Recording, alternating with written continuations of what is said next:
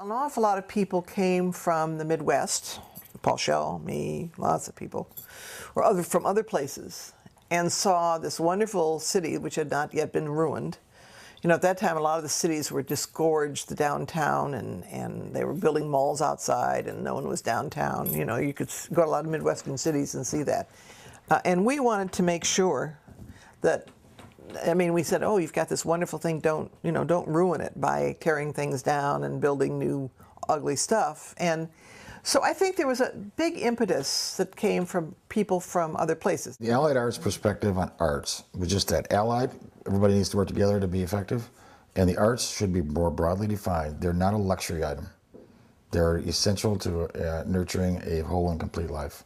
And it's everything from the visual arts to the urban, culinary, urban design, historic preservation.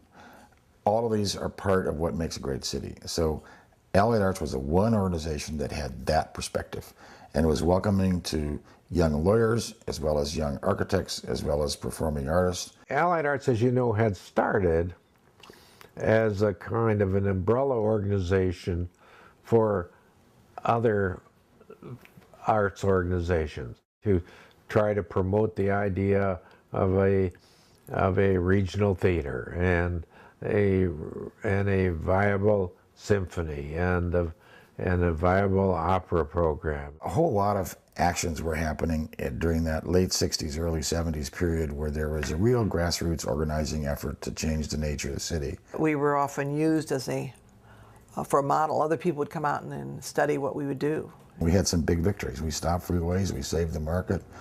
We started on the very first neighborhood programs. Historic preservation became an issue. The arts were viewed as an important part of what makes a healthy community.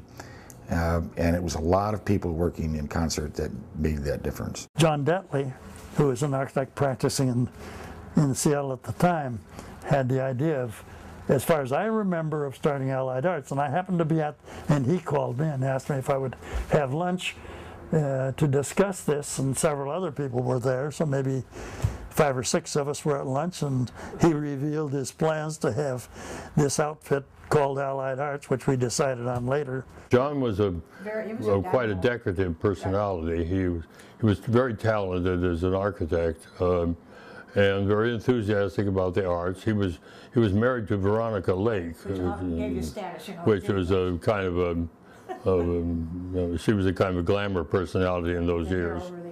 Vic Steinbrook and I, and several others, of course, were tremendously interested in the market.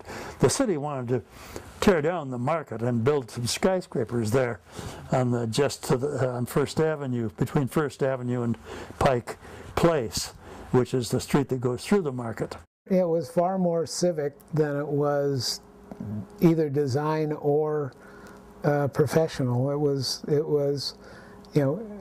either you love the market or you don't. There was no middle at that point. You either voted for the historic district or you didn't. The mayor was opposed to it. The Chamber of Commerce was opposed to it. The Downtown Development Association was opposed to it. The director of the Department of Development in the city was opposed to it. And the only ones who were for it were the people. So it really was a great victory. Victor was great. He blew the whistle, did the pictures, helped gather the signatures, and then the Friends sort of didn't know where to take it next. They got it on the ballot, and the Alliance to Save the Market was a group of young lawyers who really ran the campaign and made that happen. Friends of the Market did get the public to vote for retaining the Pike Place Market, which is a wonderful part of Seattle. It's a vibrant, genuine place. You don't find much phony baloney down there. At any rate, the market has been preserved, and everybody now agrees that it was a wonderful thing to preserve. Pioneer Square was just beginning to show some signs of life. It had been pretty much a rundown, shabby area, storage and empty stores for quite a long period of time. But then it was just beginning. There were a few venturesome people that had come down there. At one time, some young architects, they painted a park down there on on the asphalt surface, and green and pathways and stuff, and to see how it might look. And that had some impetus, because it helped the city realize that it could be a park. The trees appeared in Occidental Square thanks to Allied Arts.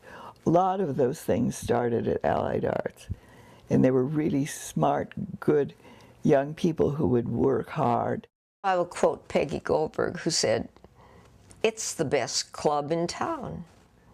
And I think that's what we all loved about it, that we could be doing good things, hopefully that we were doing good things, and kicking up a little storm and feeling that we were participatory democracy. We spawned an awful lot of things, which nowadays some of the organizations that we spawned don't even recognize that or know that. That's okay, you know. You don't have to get credit for everything, but that was certainly true. That's why the history of Allied Arts is so important here, because it does deserve its own story.